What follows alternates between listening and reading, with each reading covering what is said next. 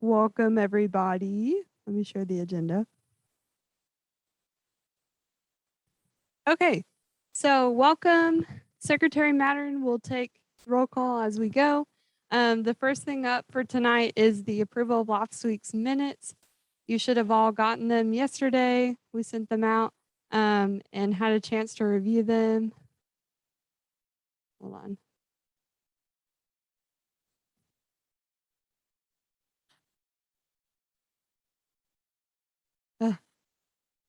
Just a second.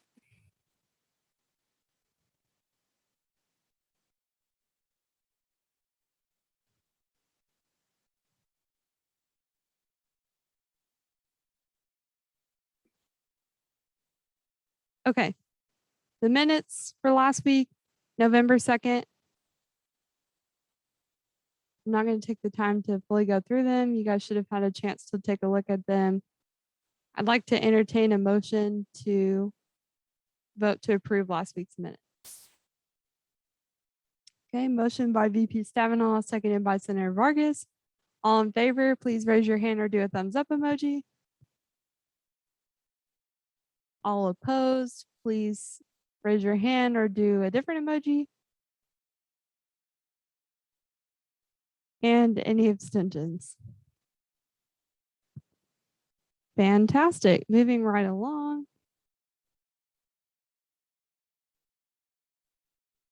Okay, is anyone here for open forum?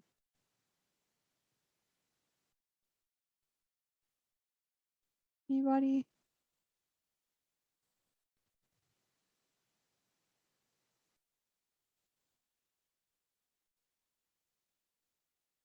Sure, James. You get 5 minutes. Let me get a timer up just a moment.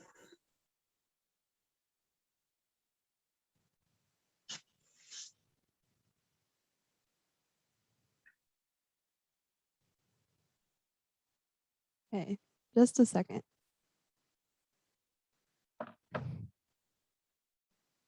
All right, ready? 3, 2, 1, go for it. Great. Thank you, President Jennings, and thank you, student government, for letting me speak to you today. Ms. Jennings, if you don't mind just giving me a wave from where you are, because I don't see the timer. If I don't hear you, I'll just make sure I stop at that time. But listen, thank you so much for letting me speak to you today. It's an honor to come before you. I know you have lots of stuff going on, so I'm grateful that I can speak to you today. Well, now that the athletics fee has failed to pass in the student body, I wanted to come to you and just give my few thoughts for you to please consider now that you're in the next stage. And of course, you may have leadership who tells you otherwise, and you may have your own opinions, but if you'll just consider mine, I'd be grateful. So in case well, never mind. Hopefully I'll know when I'm close to the end. But listen, I wanted to say that now that the athletics fee has failed, there's another stage that comes on that has to do with the student body. And I'd like to ask you to consider that. Some people will think that because the athletics fee did not pass, that's it and it's over. But I'd like to ask you to please consider that the next set of needs that comes to your attention is now what the future of the athletics program will be now that it's unable to get the funding shortfall filled by student funding. And I think it's important for the students who participate in the athletics program that they have your protection and your advocacy now in this next stage, as the price to sustain the athletics program becomes very, very high to the administration. Now, if you don't remember, Dr. Patterson said, thank you so much, that's so helpful, the 4 minutes and 5 minutes in the chat. Dr. Patterson said that it was Dr. Tidwell who was the main driving force of going into Division II athletics. And in order to do that, he said that it was clear up front that the costs were too much than what the revenue of the athletics program had, that they didn't have the money up front, but that it was Dr. Tidwell who pushed the athletics program into the position it is today to transition to Division II athletics. Now, as a result of that, what Dr. Patterson said is that Dr. Tidwell had promised that the athletics program should go ahead and jump out and take on those costs, and that whatever the difference between the revenue they had and the cost, that the university would pay the remaining amount.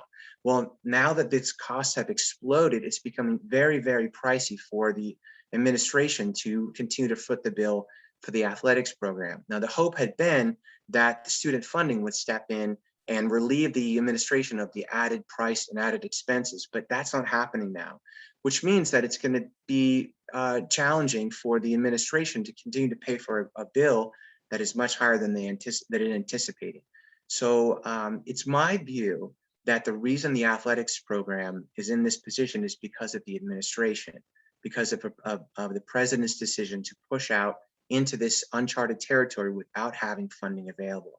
So I'd like to ask you now to please consider that as the advocates of the student body, as the official voice, that it might be your role now, and I think that it is, to step in and make sure that the administration makes good on its promise to foot the bill to the athletics program, which means that you should protect the students who participate in the athletics program from the university backing out or stepping out of its commitment. It was because of the university's commitment that the athletics program stepped into the position that it is in today. So it's depending on the administration to make good on its promise. So I understand that lots of students were unsupportive, as I think they should have been, of additional funding from students for the athletics program, but the administration made a commitment to the athletics program, and I'd like to ask you to use your advocacy power on behalf of those students to make sure that they stay good to that promise. It may not have to be forever, but it is something that they need an advocate, and you guys are the people who are there to do just that. So please consider taking up their cause with your power and making sure that they are protected against the price crunch that now comes without student funding for the athletics program. All right, well, thank you guys so much for listening to me. I appreciate you, and I hope that my thoughts have been helpful. I turn it back over to President Jennings. Thank you, James. Thank you.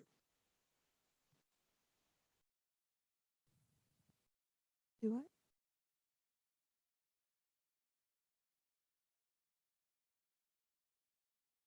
I'm not sure what you're wanting me to do.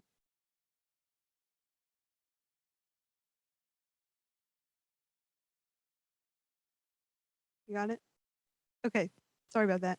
Moving right along. Okay, next up on the agenda, we have speakers podium. This evening, we have Dean Petit here with us, as well as Christian Worsham, the Assistant Director of Residence Life. They've come to talk to us about some student concerns in the area of housing and all that. So, and life.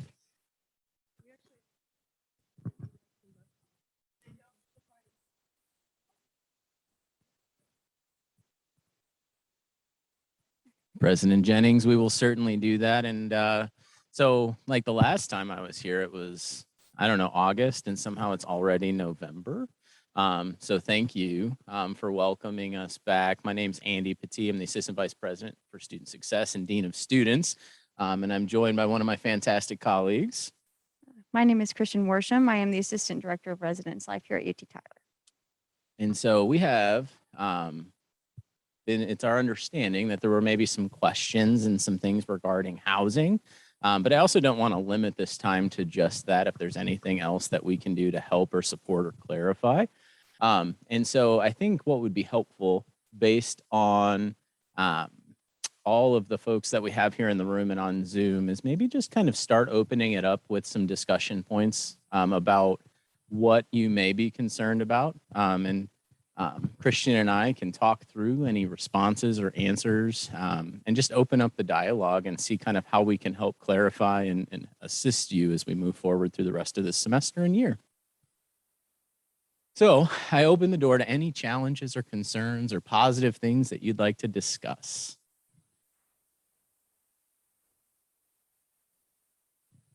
That is a great question. So we do have open forums scheduled, Christian. When are those scheduled? Tuesday the 16th. Or I'm sorry, Tuesday the 16th. Let me see. So on November 16th, what we will do is have an open town hall for students to discuss their reactions and their feedback. There was an email that went out, was it last week or 2 weeks ago, regarding some changes potentially to break housing. And in that email where we informed and clarified, we also shared that when we make changes, we will do it with enough time for you to be notified, for us to have conversations and hear your feedback, and be able to respond to those and make sure we're meeting your needs. And so that's what the town hall is for, It's an opportunity for residents to talk about the good, the bad, the ugly, whatever may be concerning or positive about it. So I wanted to make sure that you all are aware of that town hall. And then to answer your question, there's several reasons regarding the pet policy. First of all, I would say the biggest is the wear and tear on our facilities. How many of you live in Liberty Landing? And I'm going to assume it's a similar ratio to my friends on Zoom. How many of you have moved? How many of you have pets on campus? Okay, good. Those of you who don't have pets on campus, how many of you could tell that an animal lived in that space before you moved in? Okay, I'm going to assume the ratio is also similar on Zoom. And so what we have is, there's a challenge amongst balancing animals being on campus with also balancing the quality of our facilities. Those of you who raised your hands because you knew that an animal had lived in your apartment beforehand, how did you, first of all, did you mind? If you minded, raise your hand. All right, much less than I would have anticipated, but that's okay. So part of it is the wear and tear on our facility. So I will tell you, I was at move-in, and I remember I talked to you all about move-in in August, and we got some feedback on how to improve. One of the rooms that I went into, it was really hard for me to take this because we walked right into where Christian may have been with me. The first thing when I walked in, I could tell that there was animal urine somewhere in that apartment. And that was the first impression that these students got when they walked into that space. And I said, I'm sorry. I can't have you move into this space. I'm sorry. And we wanted to replace the carpet, but many of you may be aware that there's also a labor shortage, right? So even if I wanted, let's say you wanted to have your animal in housing, and we said, great, give us your deposit, and then we'll charge you for replacing the carpet. We then have to find somebody who can replace that carpet, right? And so many of you may be aware of the significant amount of money that we put into our residence halls every summer to continue to bring up the quality. And so one of those things that hurts us is the ability for contractors to come out and do the work that is needed. How many of you are construction science majors, maybe engineers, maybe do summer work on the side, doing construction of any kind? And so you can understand that there's a labor shortage that makes that even harder to replace the carpet. So I'm concerned about our ability to make sure that students are moving into a clean facility and that the carpet and the walls and all of those things are taken care of. So that's our first concern, is the quality of facilities and making sure that you have a safe place and a comfortable and sanitary place to live. Secondly, we also want to make sure, I get probably more complaints about people's animals from roommates and guests and other residents who don't have animals, because unfortunately they can create a disturbance. And so we actually had an animal last year, and Christian can vouch to this, that I think it was an overly friendly dog who maybe went after a student and jumped on that student, didn't bite them, but did scratch them. It was an overly friendly dog. But that really created an issue where we had to think about, what are we going to do in housing to make sure that we're taking care of our people, our students, our residents, making sure that you're able to be comfortable walking to and from class and that you're not concerned about it. So there's that safety piece, there's the sanitary piece. And I'm going to tell you, as a dog lover, I have 2 dogs at home. I'll show you all pictures later if you want to see I have a coonhound mixed with a Doberman Pinscher. She's about 100 pounds. She's like my first child. Before I had children, I had Bean. And so I love animals. And I will tell you that we have had situations where students were not taking care of their animals appropriately, and they were leaving it up to their roommate. And so we'll get a call at 3 o'clock in the afternoon. My roommate's been gone for 2 days. Their cat has no food. They're meowing all over the place. Their litter box is full. And then we have to then go talk to that student about appropriately caring for their animal. Or their dog has been relieving itself in the bathroom or in the room, perhaps where the carpet came from. And so it's really, it does hurt our ability to have a cleanly living environment. And so those are the basic reasons, the big overarching reasons. Is that helpful? All right, we're gonna go here and we'll just work our way.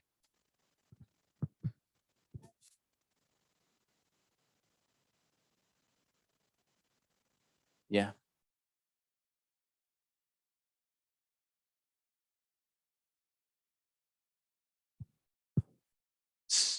Yeah, so I believe the question is, if I had an animal on campus now, will I be grandfathered in? So that decision, Christian, has not been decided yet?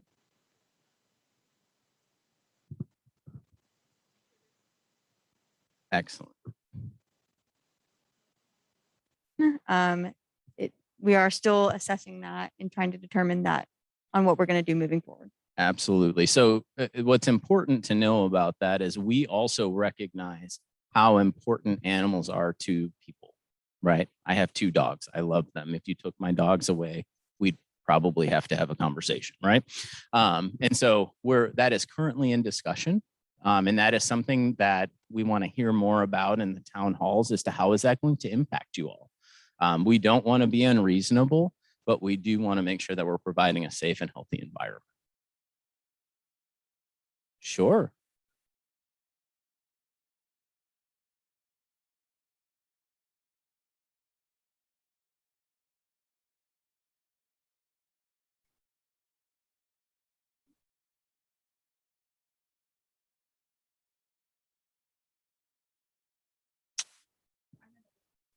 Yeah.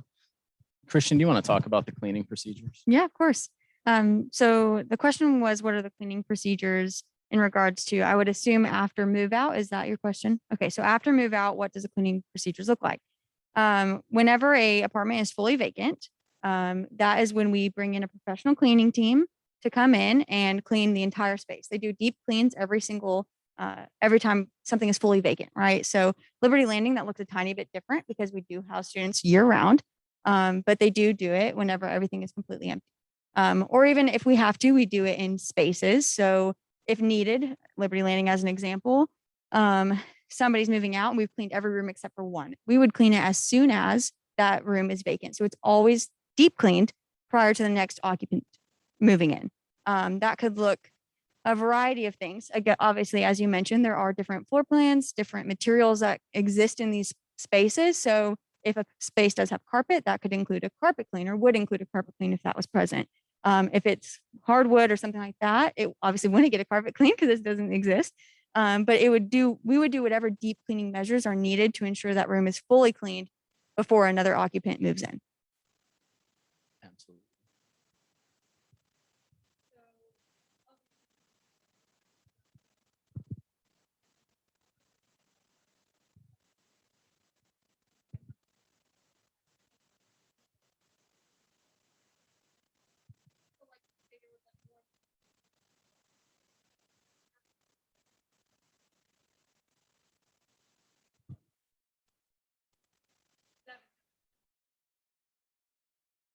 So the question, and I'm really glad you mentioned that, is what about emotional support animals and service animals, and will there be designated apartments for emotional support animals and service animals? And I will tell you no, partially because we may try, but the amount of emotional support animals and service animals varies. The number is growing because students are finding that emotional support animals are helpful for them. And so my guess is it'll be very hard for us to do that. Secondly, we also have to be very careful with ADA 504 and making sure that we are not isolating students who have an emotional support animal or a service animal, right? Because we also want to make sure that every student is getting the experience that they signed up for, or doing our best to provide that. And so it's similar to if a student had air conditioning accommodation, but we all have air conditioning because we're in Texas. I'm from the north. I know, but we didn't always have air conditioning at Eastern Michigan or University of Michigan, right? But in terms of that, we would accommodate students who required air conditioning because maybe they had asthma. We couldn't say this is the wing to accommodate students who have asthma, right? We had to still work with roommate requests and all of those things. But I think ideally that would be really awesome if we could limit the amount of pet dander and all of that good stuff. So good question.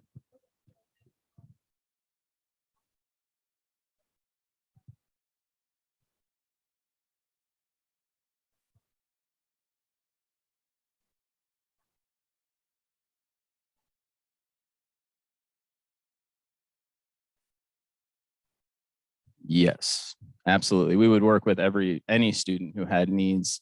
That's part of the reason, if you live in Liberty Landing, that you're seeing the carpet slowly go away.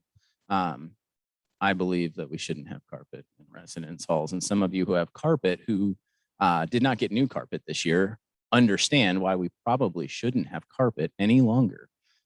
It just one stain, no matter if I assure you, before you moved in, every one of those carpets was clean. That's how they look after they're clean. We need to get rid of the carpet. So we are working on that. So, but that will also help with the pet dander, right? If you have hard surfaces, it's much easier to get rid of pet dander and all of that good stuff. So, all right, there were more questions. Yeah.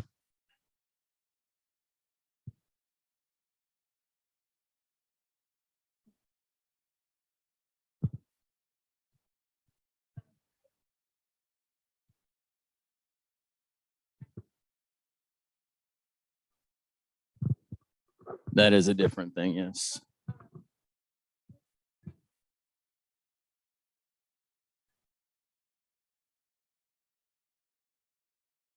Yeah, even after we transition to hard floors, we are still likely, again, we're going to have the town hall. We want to listen to you all because that's important to us.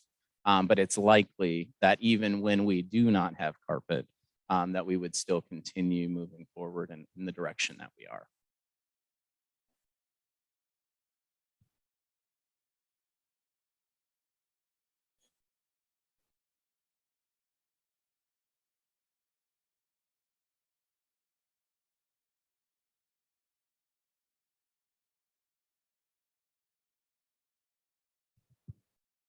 Yeah, and so that's part of the discussion and part of the feedback that we want to get. Christian, do you remember off the top of your head how many non-emotional support service animals are on campus? All right, I was putting you on the spot. Earlier this semester, there were 37 non-ESA or support animals. So the key is this is going to impact potentially 37 to 40 students. And Christian can verify that. I know it was less than 40 when I checked in October. So it will impact less students than probably what we think. That doesn't make their experience any less. And so we do want to hear from students what that looks like, right? If you have a dog and you brought that dog to campus knowing that you could live in Liberty Landing with a dog, you don't want to have to get rid of the dog because mom and dad are in California and nobody can watch your dog, or another country for that matter. So these are all things that we do want to take into consideration, which is why we want to hear your feedback at the town hall if you are a resident and if this impacts you in any way, because we really do care about that. Otherwise, we would just change the policy and say, figure it out, right? And that's just not our MO or our standard way to support y'all.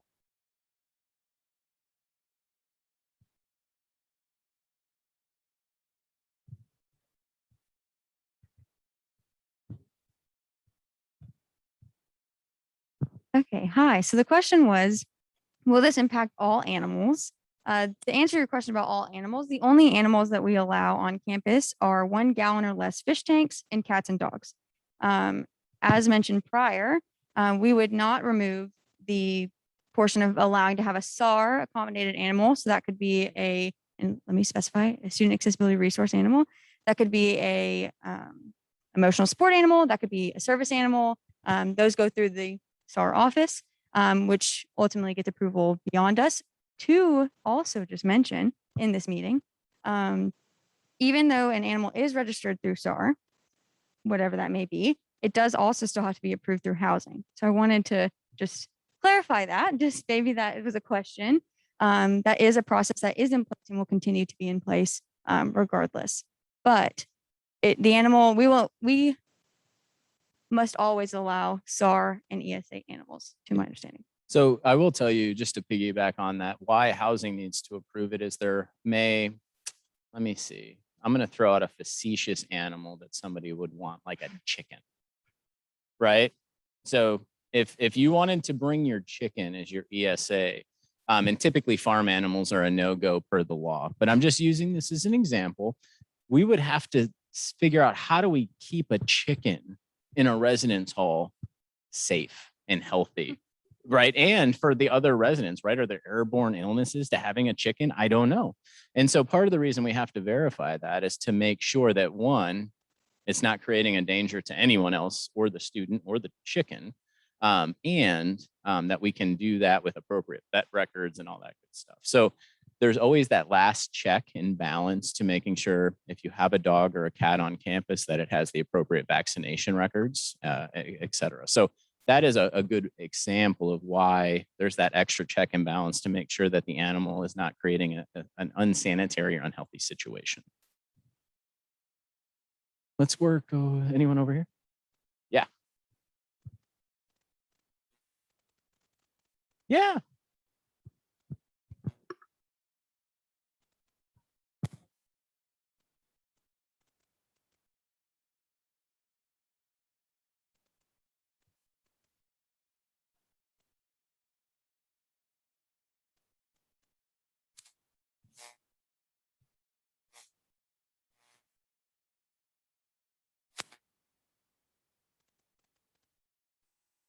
Yes. So we do have the basketball courts there. I believe that Chief Metters talked with you all last meeting, and that he and Director Scott Hendershot and Assistant Director Christian Worsham are going to meet and talk about that. That basketball court was put up because we lost basketball courts on campus. And so we had a lot of feedback from students that we create a basketball court. And I see Mr. Neves in the back holding his hand up.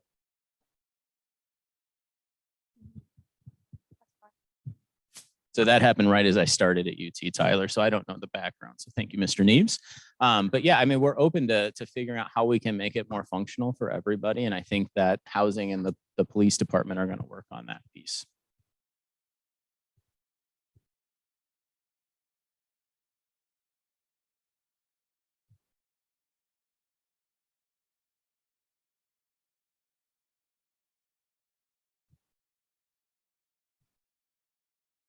That is a really good question. Christian, do you mind if I take that one to talk a little bit about the money that we spend? So I just want to, I'm curious how much you think we put into the residence halls every summer. Does anyone want to throw out some numbers?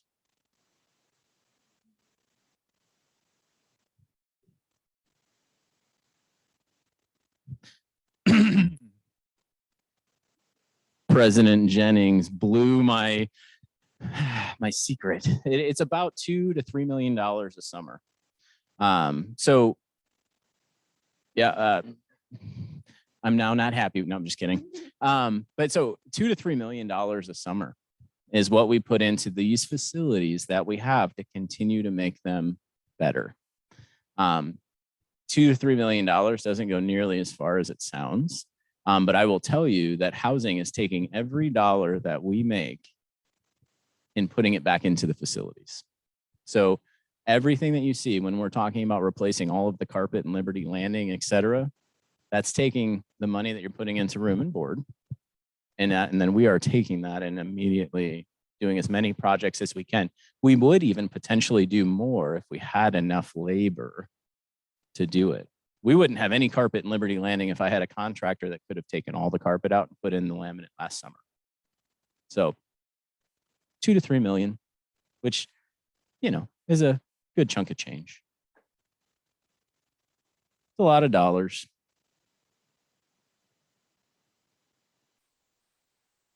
As long as everyone else is comfortable, I don't mind.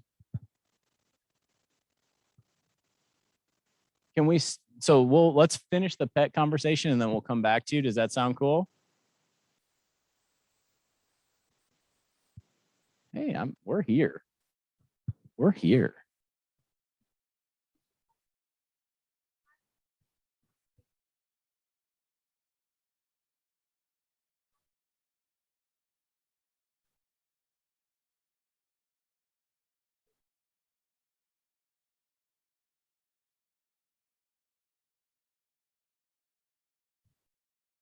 So we have to follow the law.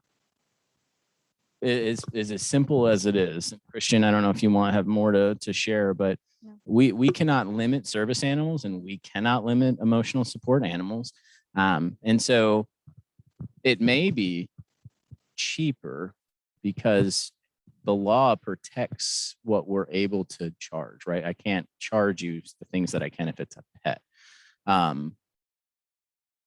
But you also have to get documentation, appropriate documentation to get your animal approved. And I will tell you that can't always happen, right? Well, no, but I will tell you, if you were somebody who would like an ESA, or maybe you lived in Liberty because you didn't need an ESA, right? You could just bring your dog.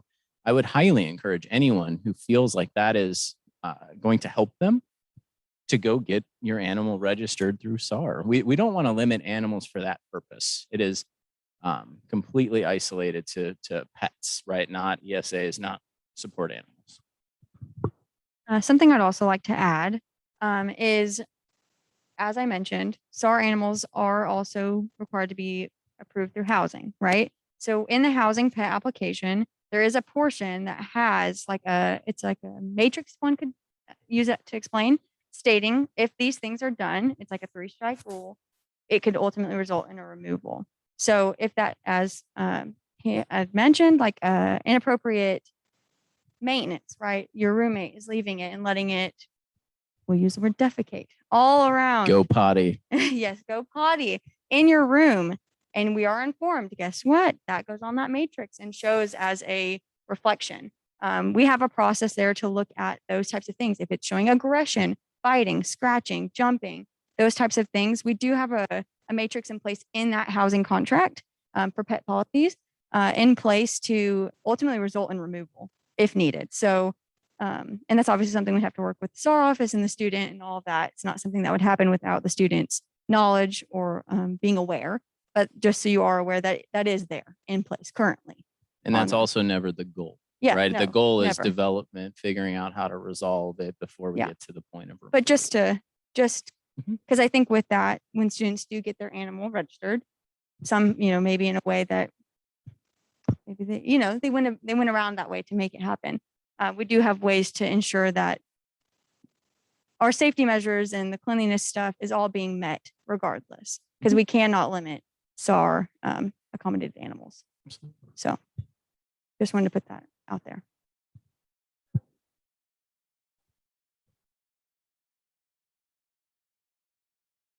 Mhm. Mhm.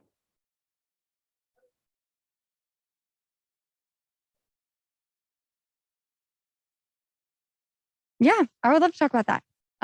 So the question was, why do we update the gallon size from a higher gallon to a 1 gallon? The reason being is due to, if there was an emergency, right? You can't really pick up a 20-gallon tank, right? And remove that. Or if a roommate's cat decides to wander in, an approved cat decides to wander in and knock over something, right? Do we want, say it's a second floor apartment, a 20-gallon tank, whether you think so or not, can actually very much make a very large flood and cause much damage and potentially go down. So the hope was to prevent damage. That was our intention in going down to that. Also, it's easy to move, right? We do term semesters, so it could be a fall or spring, summer, maybe Liberty. You have to kind of move around. It's something that can prevent less damage, is easy to move, and just ultimately we believed would be better for our residence halls and our residents by making that change. And a 20-gallon tank weighs a whole lot. Yeah.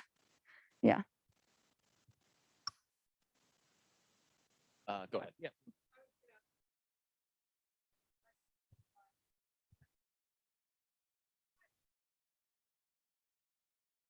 The,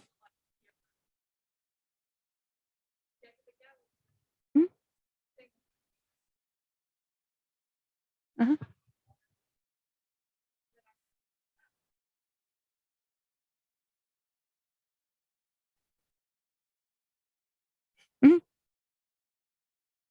yeah. Yeah. So I think this is good feedback and things that we want to hear both here and at the forum to inform how we're going to move forward. I also have a 60-gallon fish tank at home with my 2 hound dogs. So these are all things that are important to me. So I agree. She had your question. Excellent. What else do we have? Do you want to talk about the RC? Yes. So the question is, when are you guys, I'm sorry, when will Victory Village receive a new residence coordinator? I can definitely attest that I am working on that now. We interviewed one today. Yes. Yes. So I am very diligently and actively searching to fill that position as quickly as I possibly can and hope to do it very soon to the soonest of my ability. Yes, we'll get somebody. That is a priority position. Yes. Can I answer that? I can't answer that question. The question is about a pothole. Yes, there is a pothole at the entrance gate of Victory Village. We are aware of it. They are currently working on getting a contract to get that filled in the next month. So it is already in place and the process has already been started to get that fixed.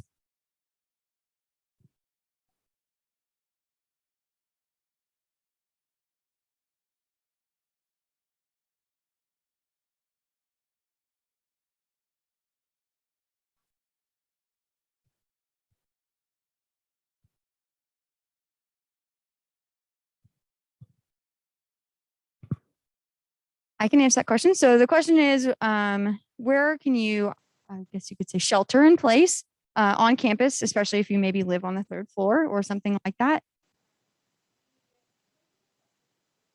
Determined by Chief Metter, sent in a location. So that is what we were instructed.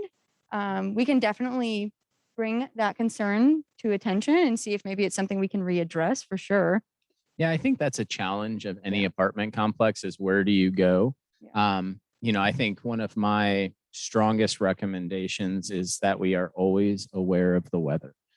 So if you know that bad weather's coming and you're not comfortable sheltering in place, and the best option that we have, that we be prepared for that. And so that you can go, it's similar to the polar vortex winter storm we had last year. We need to watch the weather so that we know to stock up on some water and essentials. Anyway, so these are the things that I would just recommend that we watch for the weather and be very careful about that, because there is not a lot that any apartment complex can do, whether it's on a college campus or out. We just have to identify what is the safest place for you. Something I would also like to add is we do want your safety is very important. So one thing I do say is if that is going on, is that you guys do find a place as quickly as possible, right? So wherever it is that you feel secure, if you're in your apartment, I ask you to stay there, because the last thing we want is students to be out trying to be like, oh, I don't know where to go. And then we're in very inclement weather. That's something that as a student, I was an RA back then, that happened. And that's the last thing we want is you guys putting yourselves in harm's way because maybe I don't know. That's why we do drills, is to hopefully so you guys can figure out what works, where you feel secure. So I just want to reiterate, like, get to where you feel comfortable and please stay inside. Sometimes students get into a place where they don't really know, oh, I don't feel secure. Well, where do I go? It's safer to stay where you are than to be outside. So just something also. And I'll add, since I'm not from Texas, my first search of houses when I was considering moving down here, I searched on Zillow for any houses that have basements, and I found that y'all don't have those. So I feel very similarly to you in your apartment than I do in my own house without a basement. So I'm getting used to it. We've got interior bathroom. That's where I'm supposed to go. But I agree. I want a basement to go into, and I don't have that. And it's going to be okay. I know it will be, but I agree. We just need to watch the weather, be prepared, talk with your RC. But I think being prepared to have an action plan of where you feel safe to go would be my strong recommendation.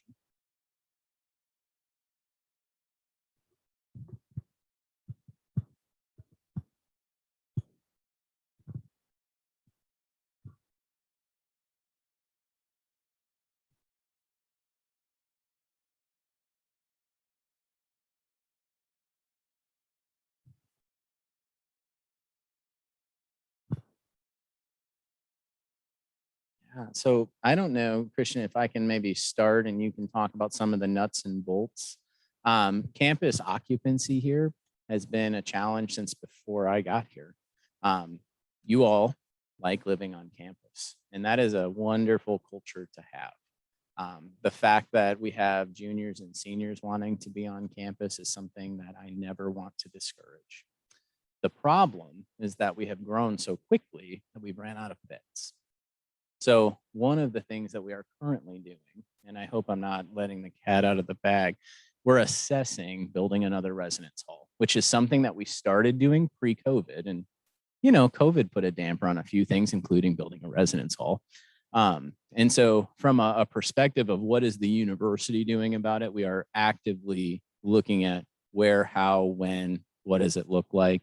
You all will be engaged in that process at some point. We're not going to build it without student input.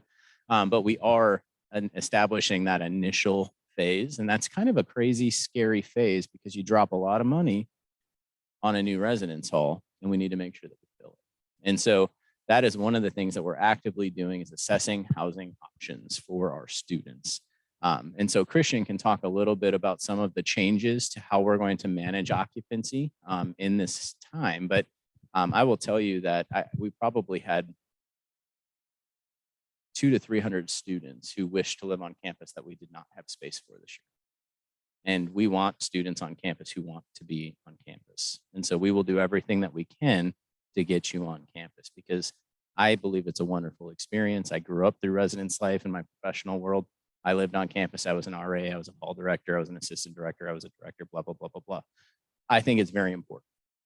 So to answer your question, what are we doing about it? We're going to build, hopefully, another residence hall in the future. The problem is that takes probably 24 months. So we've at least got 2 more housing cycles of needing to balance occupancy and prioritizing assignments. And Christian can talk a little bit more about how we're doing that.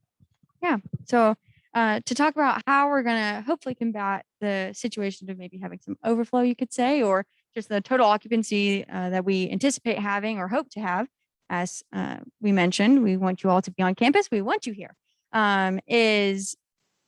We have a new process in place for our application. I want you all to come to our town hall. So I'm going to hold a little bit of that information back.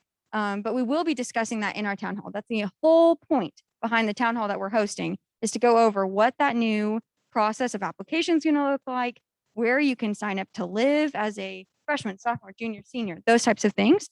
So I'm actually just really going to encourage you all to come to that town hall meeting to figure out how that process is going to look. Because I think, we are assessing it. We have made changes to hopefully limit that overflow in the coming terms. So I will encourage you guys to attend that meeting and we will go very in depth into that process and what it's going to look like in that town hall. And once that town hall happens, I would encourage you all to fill out housing applications as quickly as possible if you're serious about living on campus next year. Correct. Because it will fill up quickly. Yes.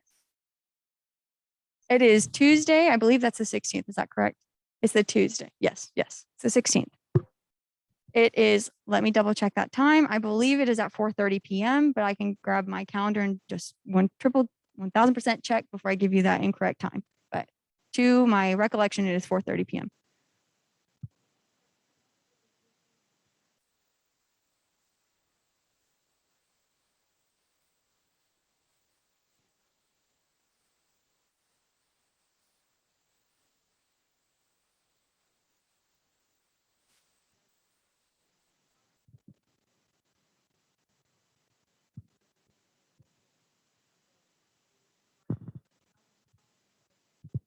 So a lot of times, and I hope you don't mind if I take this one, Christian, we notify students, I think it was before July 1, you're on a waiting list.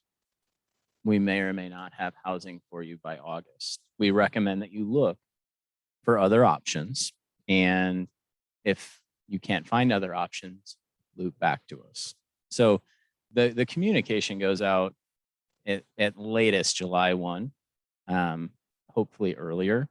And some of the changes that we'll talk about in the town hall once they're finalized and looking ready for presentation to you all are hopeful ways that we can alert people earlier But the problem is we also have between a 5 and 7% melt of people that don't come, right?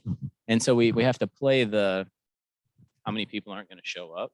How many of you would be comfortable not having an assignment on move-in day and showing up and saying, yeah, we have a spot for you. It's over here, right? We may not, we have to balance all of those needs. And so that's the hardest part about occupancy.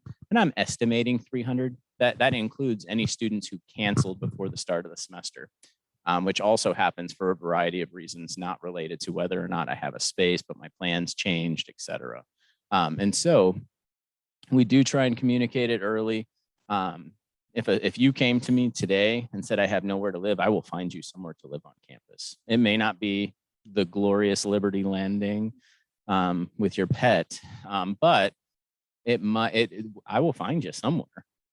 So we will never just turn our back to a student. That housing and the team care so much about y'all, we would never do that. And so if a student really needed it, we would figure it out.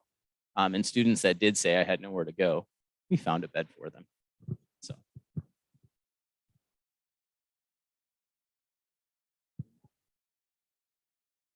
Yeah. They don't. And so what we do early on in the process is we check with enrollment management and the scholarships office to make sure that those students who are required to live on campus have a contract, and then we reach out to them. And then if they don't get back to us, and they don't get back to us, and then we reach out to them and they don't get back to us, and then they say, I signed an off-campus lease, we say, you're not going to get your scholarship for your board or your room. So we do try really hard not to allow that to happen. There are rare exceptions where an exemption can be made, but the room and board scholarship piece will not translate to off-campus for most scholarships.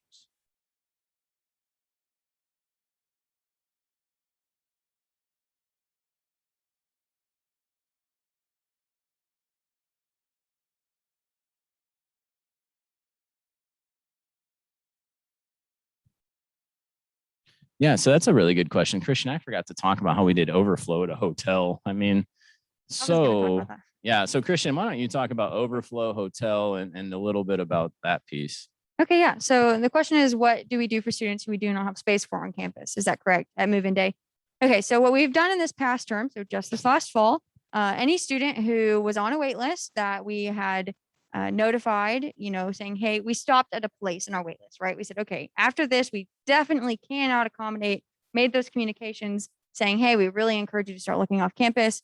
For the other students who were maybe earlier on the wait list or something like that, we definitely found them spaces in local hotels.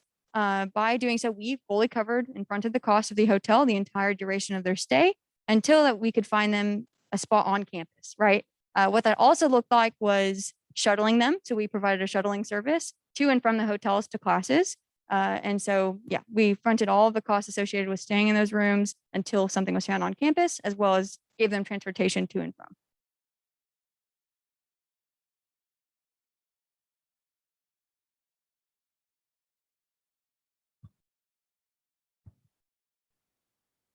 We don't like worst case scenarios in housing. I'm just kidding. We would do our best to work with them and identify their individual needs. Where do they live? Why do they need to live off campus? We have a lot of foster care students on campus that literally need to stay with us on campus.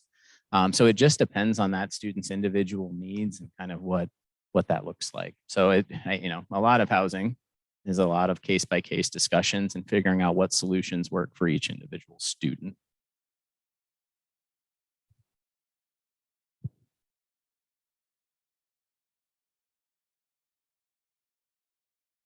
Sorry. Christian, do you know that question? Scott's the budget guy in housing. Yeah, so sorry. The director, Scott Hendershot, is not. He's on a cruise. Yes, he is. He left us out to dry. He's on a cruise. He is our budget authority, so he does know the exact breakdown. However, I can say we do give them a very fair budget and very good budget to ensure that hopefully as much as we can get done get accomplished. I don't know that exact number, but we do have a fiscal budget that goes directly to maintenance. and we perform over what 1,500 work orders in a lot. year. Yeah. We can get you that number next time. Yeah. I did not come prepared with Yeah. those statistics, but I apologize. we do tons of work orders, from light bulbs to air conditioning going out to Ornelas Hall floods to anyway. Yeah. Justin Baria. Yes. So I just had a general question for, I guess, satellite locations. With Houston being in specific, is there any future plans for any like this housing for the satellite locations? That is a great question and something that we are and have been in conversations with. We are looking to expand our footprint in Houston. President Jennings, I think, knows as much about that, if not more than I do, in terms of what we're doing in Houston and our other campuses. And that has been something that we've surveyed students at Palestine Longview and Houston, and that has not been an identified need at this time. So Justin, if I'm hearing from you or you decide that you'd like to talk more about that, we would certainly be more than willing to have a conversation and see what the needs are on each of our campuses. For sure. Yeah, I haven't. It's not a need that I need particularly, or any student has voiced out to me. I just wanted to know, just in case, if that opportunity does arise. I mean, I would definitely promote it. Yeah, I mean, we would not shy away from a discussion to evaluate if that would be a need on any of our campuses. That is a decision and a discussion way above my pay grade. But that, that would be a future discussion. I don't know a lot about that. I will tell you, I went down to the Houston Engineering Center in May and met with Dr. Garcia and their team, and they do a tremendous job, and they've got a really nice setup at HCC. If you've not been down there and have an opportunity as SGA, I'm sure that Dr. Garcia and the team would love to show you all of the wonderful things that they're doing in Houston.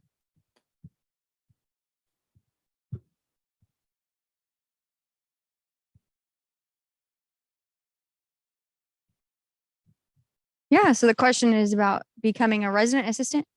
Okay, so the application process happens every single prior to the term. So we just finished hiring for the spring term, right? Typically, we'll just talk spring since that's kind of where we just were for hiring wise.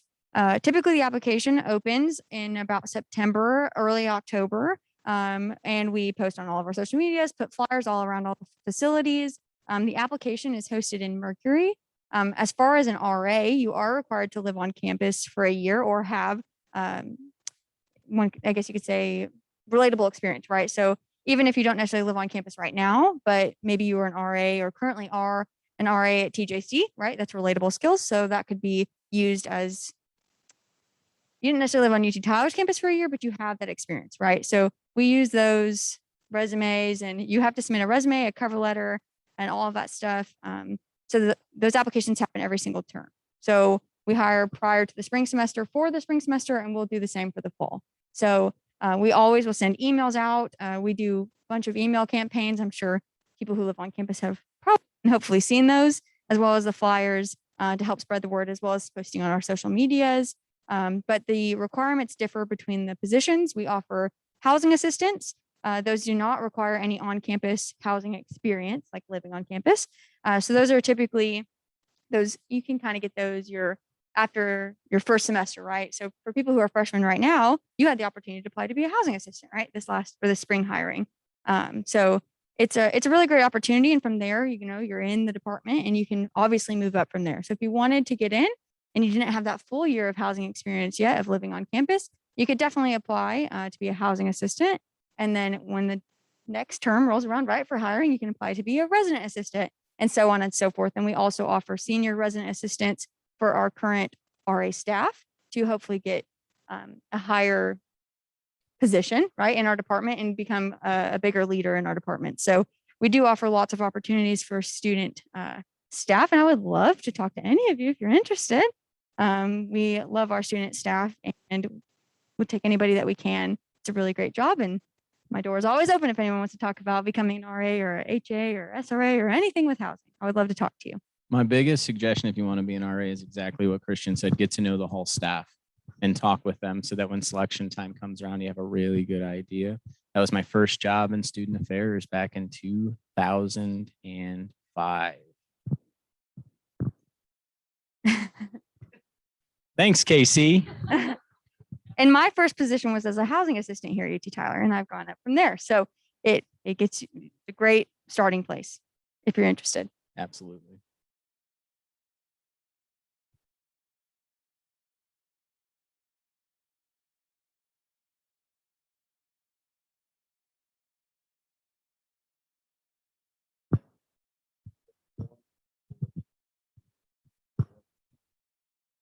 So I think what I would recommend is we wait for that question for the town hall once the final little details have been ironed out on how we're going to do housing selection for next year.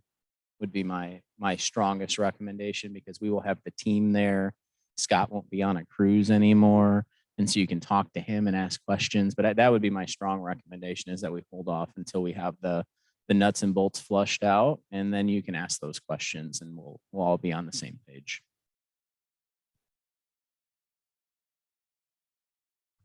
Anybody else? So You? I've got to tell you, this is the most questions I've ever got at one SGA, and I love it because this was really helpful.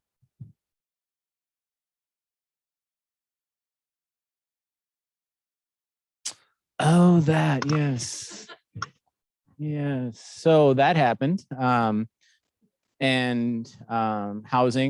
sent out a clarification. So what is very common on a college campus is that break housing, there is a charge for break housing. Our campus has never done that historically.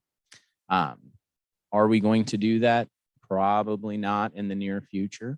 Our goal is to keep costs low for students and to make sure that you have everything that you need. And $30 a day over holiday break be like $300 or $400 would be my guess. I don't know. I'm just estimating, Christian. It was like So that is not the goal, right? And so one of the reasons that we sent the clarification was that if we're going to make changes such as the pet policy, we are going to communicate it. We are going to give students an opportunity to provide feedback and information so that we have everything into account and that we're not missing something about how it may impact you. And so what that was just a notification. We all agree that the communication could have been different, right? And we take ownership of that.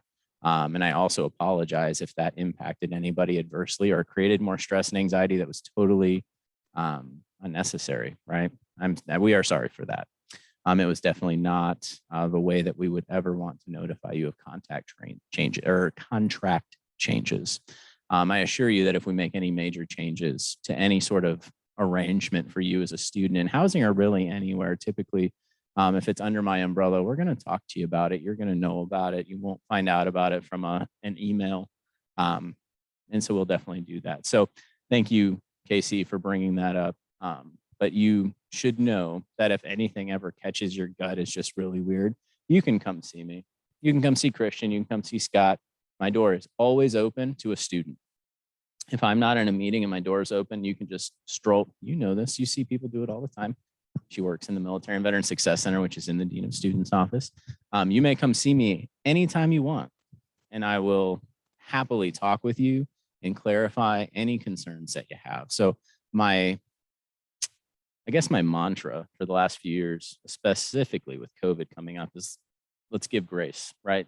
I'm going to give you grace. We're going to talk about it. We're going to figure it out. So if there's something that you're really mad about, I'm okay with you being mad about it.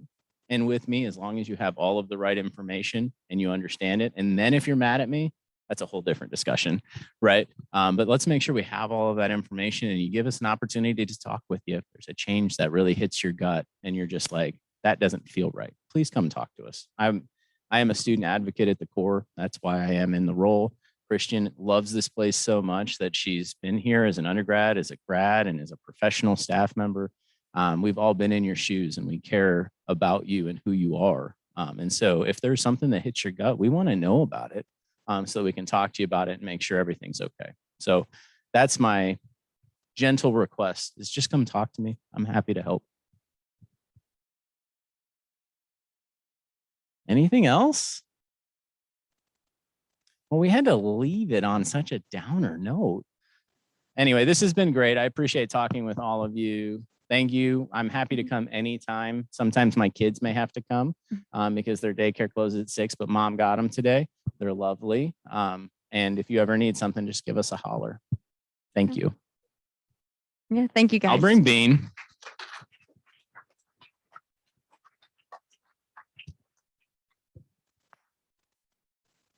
All right. We greatly appreciate Dean Petit and Assistant Director Worsham coming. Very insightful conversation. Okay, moving right along to officer reports.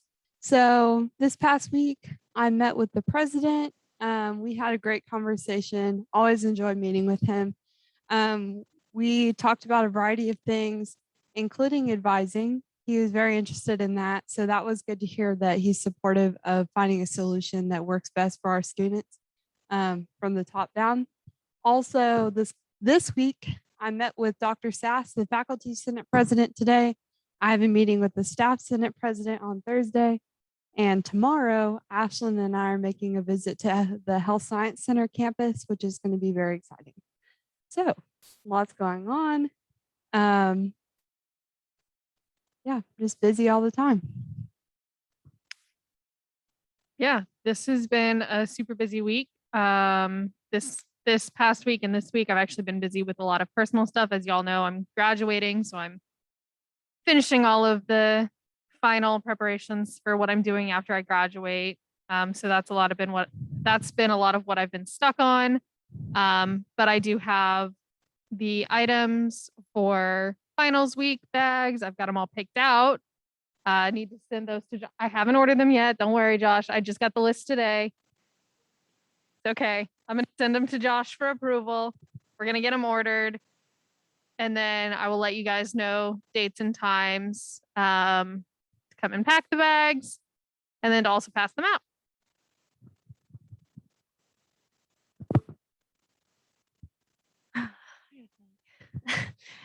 We posted the results on the website and on social media. There has been a lot of confusion with it. I hope you guys know that the athletics did not pass in the HPC or rec facility. Rec sports did pass. I typed up the minutes. It's been really crazy. I have a lot of finals coming up and stuff like that for exams. If anybody wants to take my organic exam, I would love that. Ord?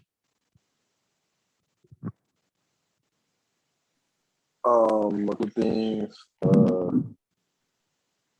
SGAC only has about $400 left to spend. Also, And you're talking about out of the 2,000 for the semester, correct? yes, out of the 2,000, only 400 left. Okay. And then I think for events, I have to recheck events. I know I put midnight. Y'all had a midnight breakfast, I believe. It was about $1,300 in total. I have to take a look at that, but I think that's pretty low as well, and I put that under events. Okay. But yeah, that's all I have. That sounds good. Landry?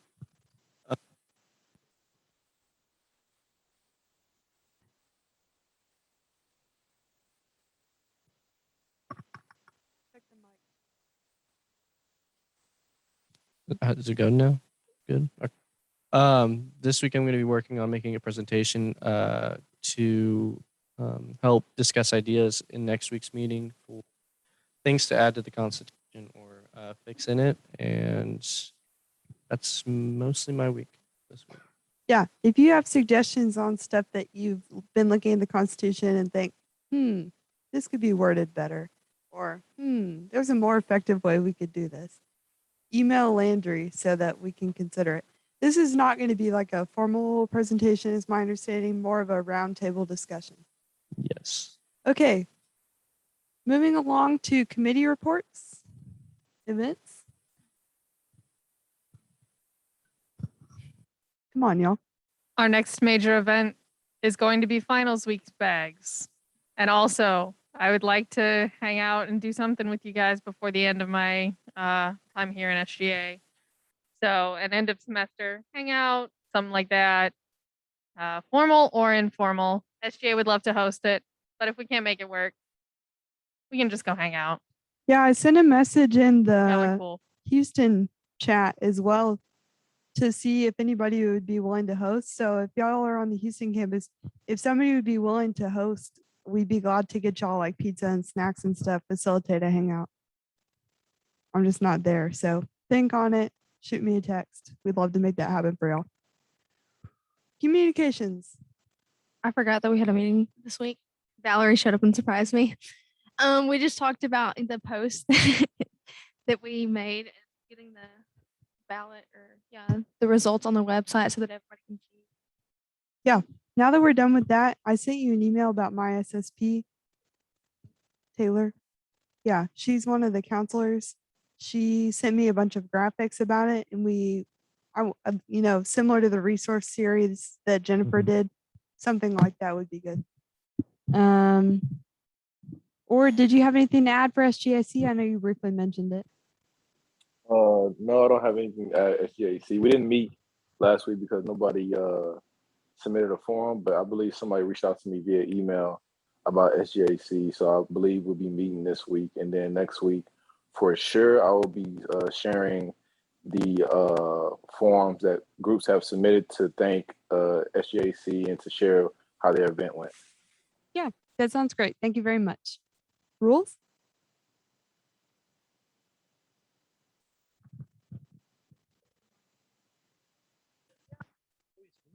Okay.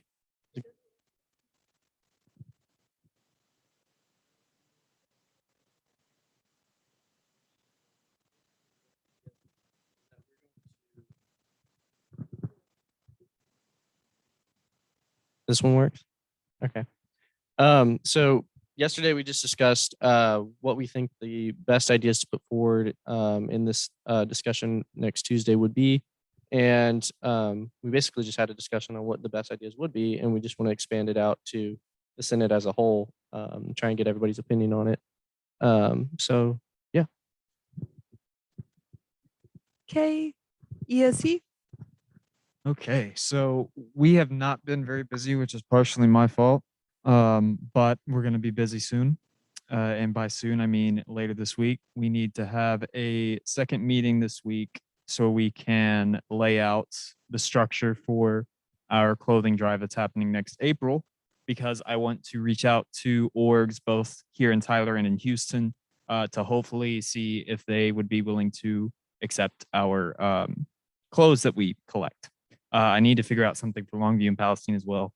And we need to figure out how to exactly, like, if we're just gonna have them there or what. We have a lot to figure out with that. What else? Next week, our regular meeting is probably going to be focused on just finishing that up. And also, I want to try and do something before the semester is out with ESC. So if you have any small ideas, come to our meeting. It's at 4:10 on Monday over Zoom. I can send you the link. And it can literally be anything, even if you just have a concern about like just to throw an example out there. I have one professor that prints out so much crap. I don't know what she's doing with that stuff, but she needs to be recycling it. But yeah. Awesome. You can just hold it until the next person needs it. GSA, part of the reason I'm going to the Health Science Center campus tomorrow is to chat with Ashton Smith. She's the student success coordinator on that campus. And we are planning on facilitating some graduate student interactions on that campus. Also, super exciting. We had a couple of students reach out about the possibility of starting GSA back up. So that's awesome for us. I got them the contact information for the people I've been talking to this semester. But, as we said, when we voted to create the GSA committee, as soon as that organization is back up and running, potentially starting in January, that committee will cease to exist. So it's been really good opportunity to try and help them foster and get it back up and running. That's great. Okay, moving on to student voice reports. College of Engineering.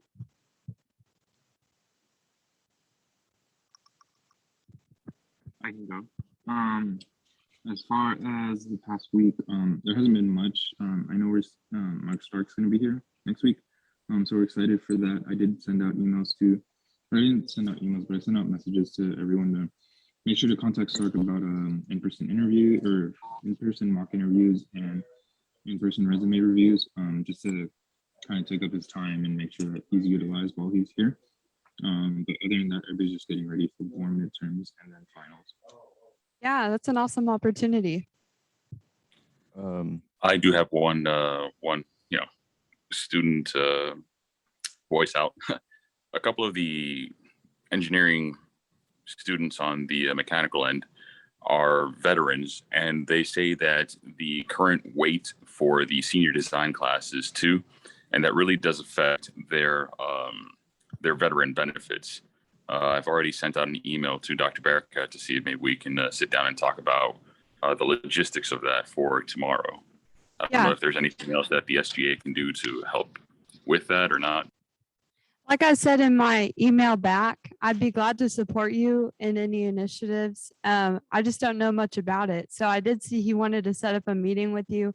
I hope you'll take advantage of that. And if you want me to sit in on it, I'd be glad to do so. But, you know, like I said, I don't know much about it to be able to be of much assistance. Fantastic. Thank you. Very proud of you for doing that, though. Thank you. To add on to that, the Career Success Conference was really good and successful. It was really, it's a good opportunity for us, to meet potential employers and internships and stuff for the summer and stuff. So it was really good. But overall, like in the college, it's really quiet and just people getting ready for finals and stuff. So. Yeah. We did also reach out to Mark Stark about potential opportunities for the Houston campus. And not only was he very responsive the day before the Career Success Conference, he was also very receptive to making that happen. So, I know Justin was copied on his response, but I hope you guys will take advantage of that. And if you have any specific ideas for things you'd like to see, definitely communicate with him because he's the guy that can make it happen.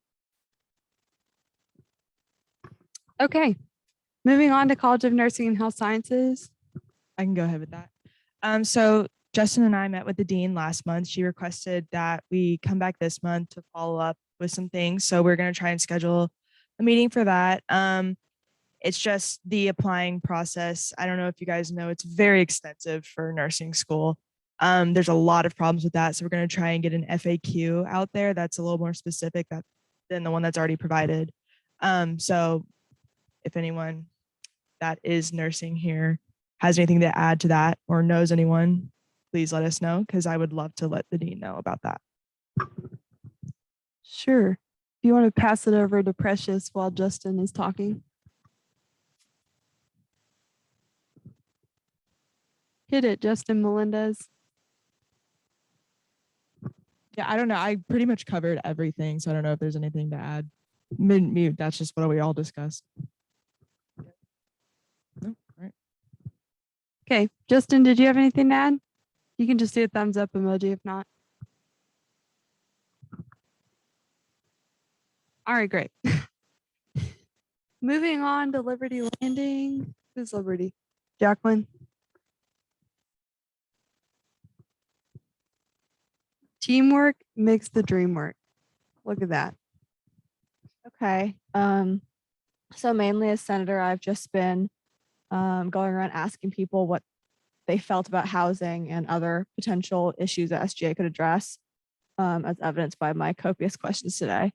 I also put up a QR code with like a Google form that hasn't really gotten much other than 1 or 2 things at like the basketball court mainly. Mm-hmm.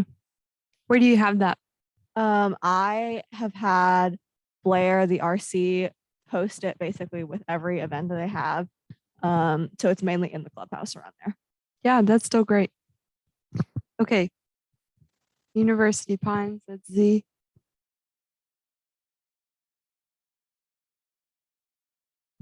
Sure. After Z goes, Z, after you speak, would you mind passing it to Precious? I've been sorry, my voice sounds a little bit weird. I'm just getting over a cold. But like I know a lot of people are moving out and a lot of people are also having maintenance problems. I know someone who's like roof caved, I think. Oh my gosh. Yeah, like there are a lot of maintenance problems. And in terms of what I spoke on last, like the laundry stuff, I know people are still upset about having to pay for laundry, and the app for paying for laundry is kind of messed up because it's saying all the laundry machines, like 4 of the laundry machines, are under the same name. So I texted them, and they're working on to fix it, like the app. Mm-hmm. So I texted them today actually, and they're working on fixing that. And that's about it. Okay, keep us updated. Okay. I can't really remember if we talked about this last week, but I know recently I'm a freshman and they've been talking about amongst my chemistry class about the shortage of advisors and not knowing who their advisor is. So I've been emailing the advising office trying to figure out what's going on and who's like assigned to who. So yeah, that is a big problem for the College of Nursing. Let me see if I can find the definitive list and then maybe we can post it on our social media and everything. And then at least we have it when students ask us. Would that be helpful? Thumbs up if you think it would be helpful. Okay, I'll work on that. What's up, Bev? So I'm a kinesics major, so that goes into the health and sciences part of the College of Nursing and Health Sciences. But I know for us it's Amber Rios, and she's the only one. I emailed H&K advising, Tina Taylor, R. Cohen, Ruben Cohen is what he is, and some other person. And I got Tina to reply, and she helped me with my academic advising hold, even though I had that advising. So I would just recommend tagging everybody until someone says something. That is a tactic. I would not recommend it because then you're just spamming other advisors and keeping other students from getting responses. Like Josh has said, the general advising at uttyler.edu email goes to the central advising office and they can kind of forward it on. The other next step that we were told to recommend in the one stop is to contact the dean. If you like really cannot get your advisor to respond, you can contact the dean of your college and they can assist you. So those are kind of 2 next steps to consider. Because I heard that Amber had, like, you know how you have Zooms for advising, that she missed one this morning. And so I don't know if like she had so much going on or something, but that's kind of big for them. Who knows? You know, life happens for all of us. Like Andy said, we got to show grace. So, okay. Anything else for student voice reports? Okay. Moving on to old business, I'd like to entertain a motion to open a brief discussion on the diversity training. Okay, motion by VP Stabenow, seconded by Senator Scott. So I took the course. Show of hands, who took the course? All right, about half. Thanks, Holly. Okay, considering only half of us have taken it, we may consider tabling this discussion because I really want this to be a fruitful conversation. This is very important. So I guess based on that response, I'd like to entertain a motion to table this discussion until next week after we've all reviewed the course. Okay, motion by VP Stabenow, seconded by Senator Bennett. Okay, my request would be it takes, I don't know, it says 40 minutes. It definitely took me longer than 40 minutes. So I'm not gonna lie to you. But it's very important to me that we have this conversation so we can make a good decision. This has been a question from the administration as well as the system. So I would really like to talk about this. Definitely make that happen, please. Moving along, does anybody have anything to add to old business? Okay. Then on to new business. I'd like to entertain a motion to discuss the appointment of a new senator.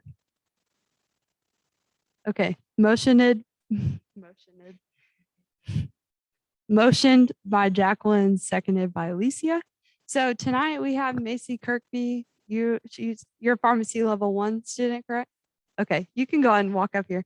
So she reached out about the possibility of becoming a pharmacy senator. We currently don't have any representation for the College of Pharmacy, so that was exciting, and we had a meeting. I went over the expectations of our senators, so she's fully aware and willing to take it on with the addition of pharmacy school expectations. So I will give her some time as usual to introduce herself. You guys can ask questions. Please keep them appropriate. And then after that, we'll allow her to exit. We'll vote on it and all that. Since you're not a senator, you're welcome to ask questions, but you cannot vote. All right. So I'll pass the mic on to you. Okay. Thanks. Thank you for your time.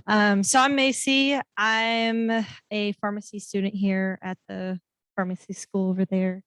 So I graduated from Texas Tech about a year ago, and I majored in kinesiology, and I minored in biology and chemistry. So if you need science help, come to me. And I really like it here in Tyler. I know we were talking about the on-campus stuff. And some things I would like to bring to the Student Government Association. So it was really funny because the other day we had the career success day, and like the pharmacy students, when it comes to outside activities, we're a little under the rock with that kind of stuff. So like half of us didn't know where like the business building and stuff is. So I would really like to change that. I'd really like to make us like more involved and let them speak their piece, and bring that to y'all. And just to be more engaged and stuff like that. So yeah. Any questions about my background?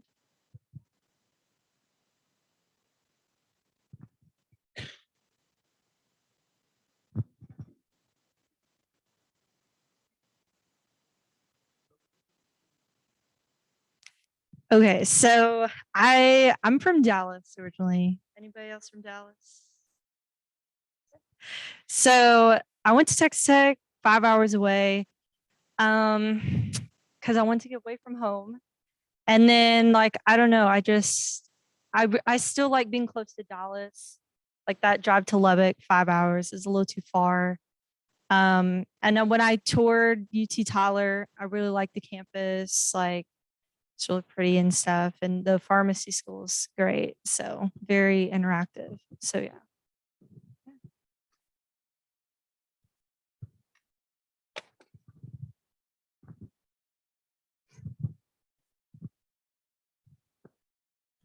Are there any problems within the pharmacy school that you could bring to our attention?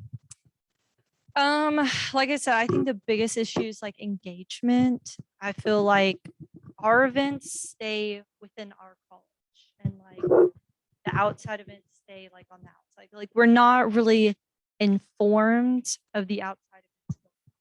So like I think that needs to change. Other than that, I don't think so. That's probably just engagement, I would say, is the biggest thing. Let me ask you this. So I know that the pharmacy school has sort of their version of this organization. Do you at least like know people in that org to be able to communicate with them?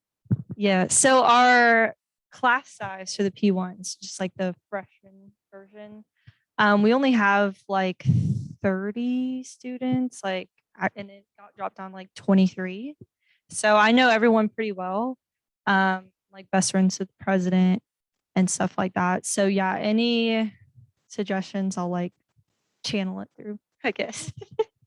Well, yeah, pharmacy school is taxing and requires a lot. So, having that built in connection with the organization in that school that already exists would be helpful to ensure that we can help in any way. Yeah, of course. Any other questions? Okay, Jennifer, would you mind walking her out? I'll take your mic. So she's going to walk you out. I'm going to facilitate the vote, and then we'll let you in after.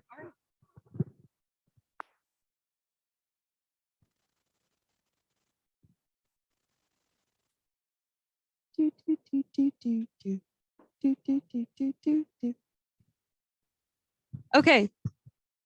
Are there any comments, thoughts, questions You guys really should look at the roster more. It's on the website. Ah, hold on. One at a time. Yeah, because the realization that we don't have a representation for that part of our school, I think it'd be good to have somebody here. Yeah. Believe it or not, I've been working on it. Yeah, so for a while there, we didn't have education in psychology or pharmacy, and every other college seat was full. So I've been definitely slowly working to fix that. Do you have a question? Landry, will you go check the chat, please? Has it ever been a pharmacy, Senator? Has it ever been a pharmacy, Senator? Yes, in And did it previous go well? semesters, we've had pharmacy representation, but people graduate, people move on to higher levels of pharmacy school that are more involved. And it went well? Yeah. Thanks for coming.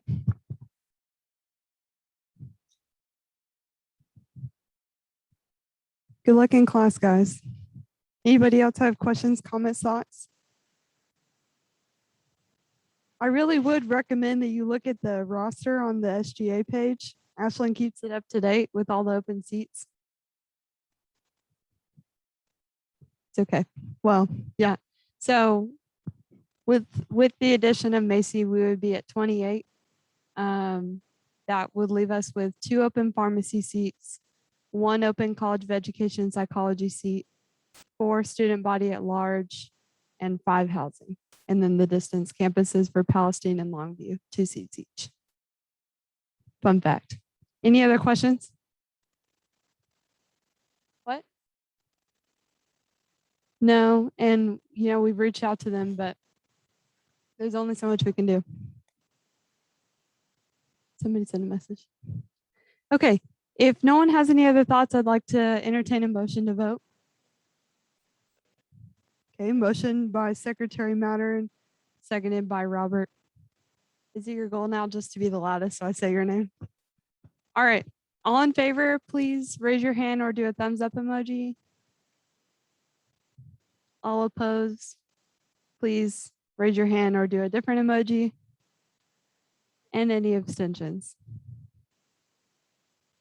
Fantastic. I think she's going to be a great addition to our group. So we'll have Jennifer bring her in, and then you know how it goes. We'll clap. All right, hit it.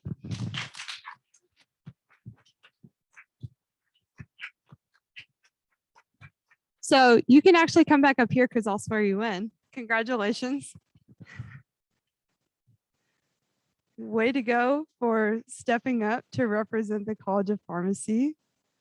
Okay, if you want to grab that mic, it's off, so you'll have to turn it on. It should have orange.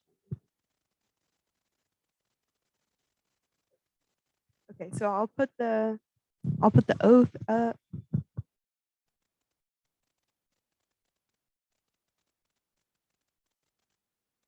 This is it right here. So the way it'll work is I'll say it, you'll repeat it, and in the insert name blank, of course, you'll say your name. And for insert position, you'll say Senator for the College of Pharmacy. Okay, so raise your right hand. I insert name.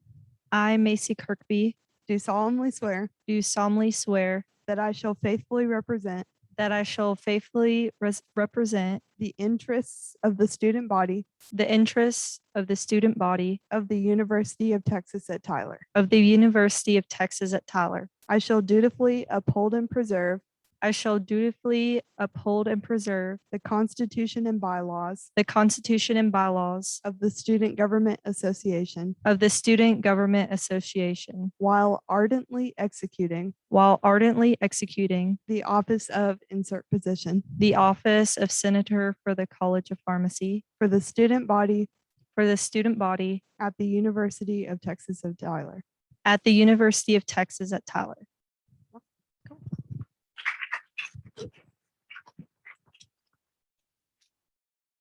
Yay.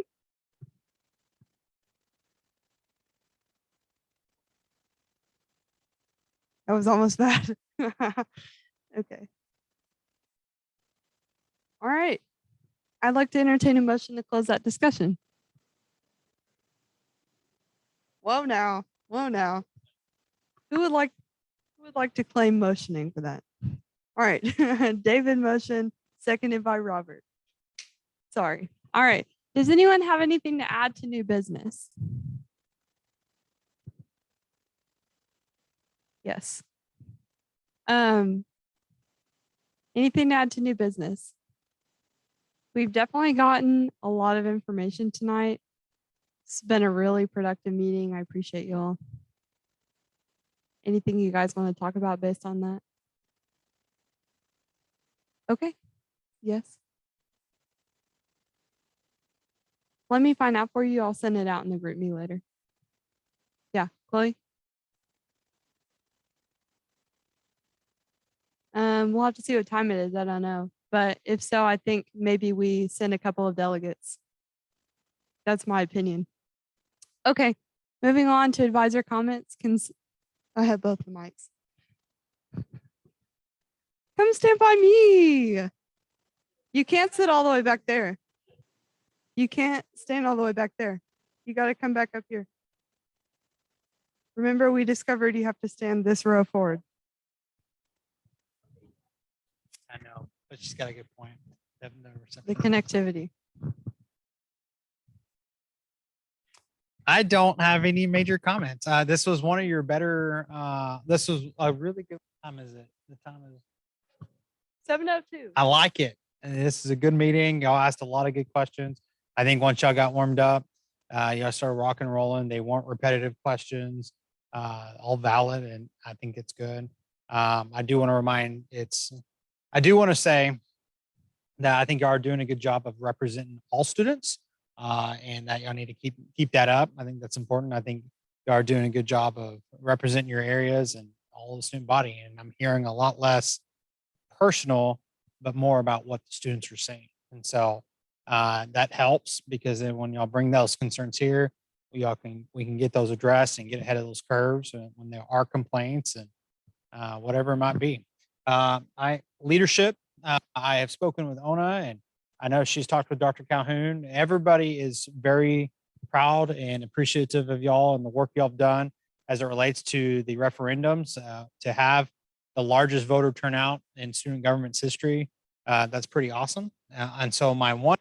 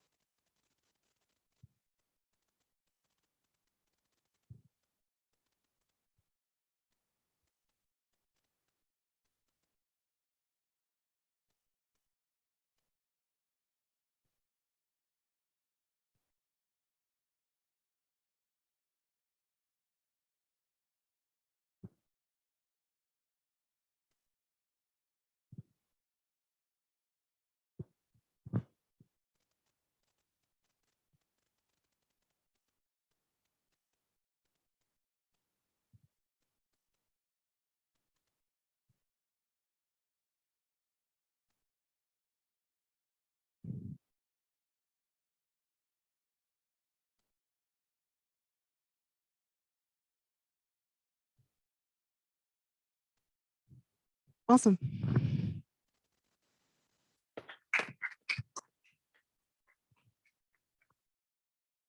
You can just turn it off and hand it to David. That's fine. Okay, so moving on to announcements.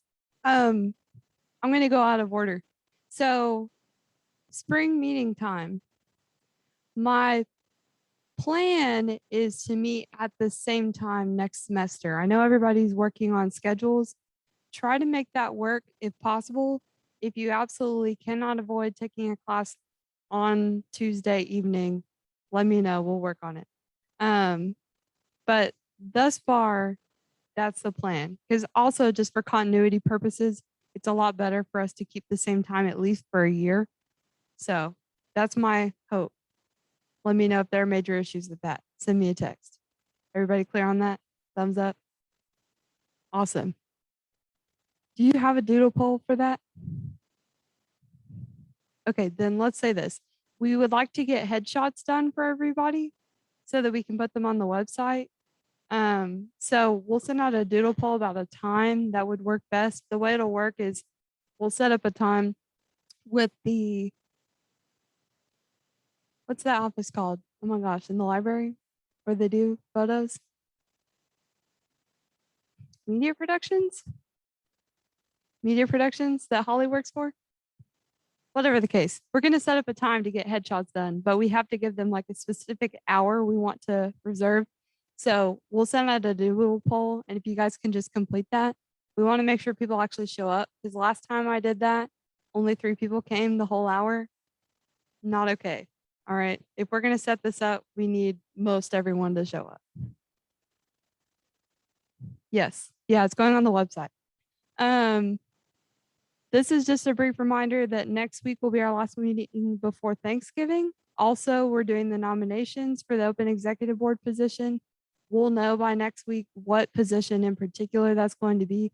So prior to opening up nominations, we'll let you guys know. So keep that in mind.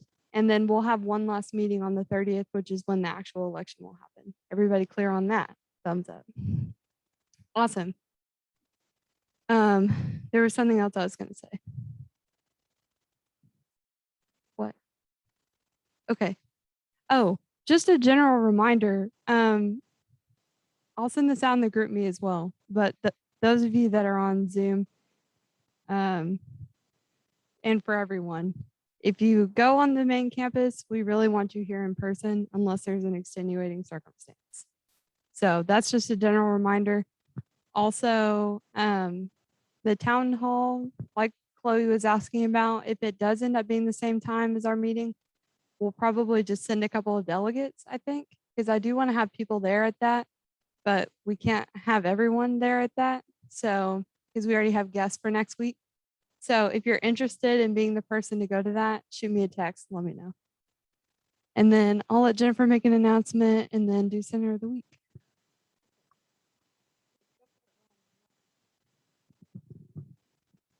Okay, so Brandon ever so kindly reminded me, if Christian worship was correct and it is at 4:30, that does interfere with events committee.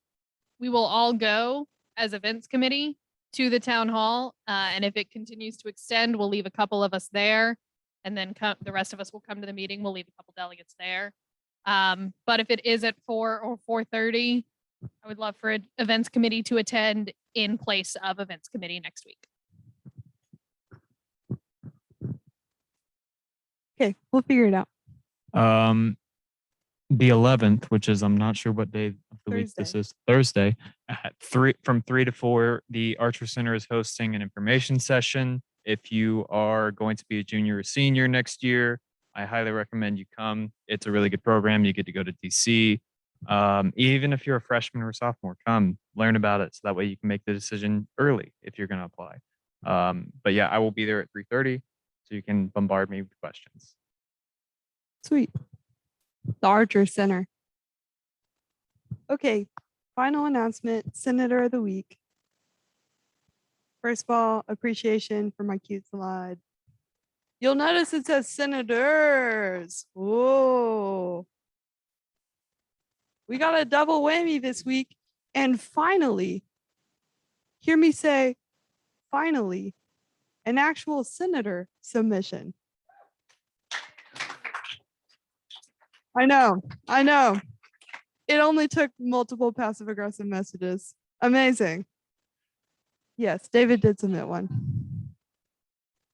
I hope you all appreciated my joking via email about including random questions. I am going to start doing that because it brings me joy. So you guys can expect that. It also just ensures that you guys are really reading through stuff, which, you know, I want to think that you do, but I also know that you don't. So yeah. We actually used to do that. Yeah. All right. So can we get a drum roll? Ta-da! Wow. For being a great help all around and for being 10 of 10 friends and senators. How cute is that? Can we get an awe? Yeah. All right. So congrats to y'all. Well, yeah. So if you guys want a picture next to the cute graphic, we'll be glad to do that. But other than that, I'd like to entertain a motion to adjourn. I think it's safe to assume that that was motioned and seconded by literally everyone. So all in favor, please raise your hand or do a thumbs up emoji. All opposed, please raise your hand or do a different emoji. And any abstentions. Have a great week.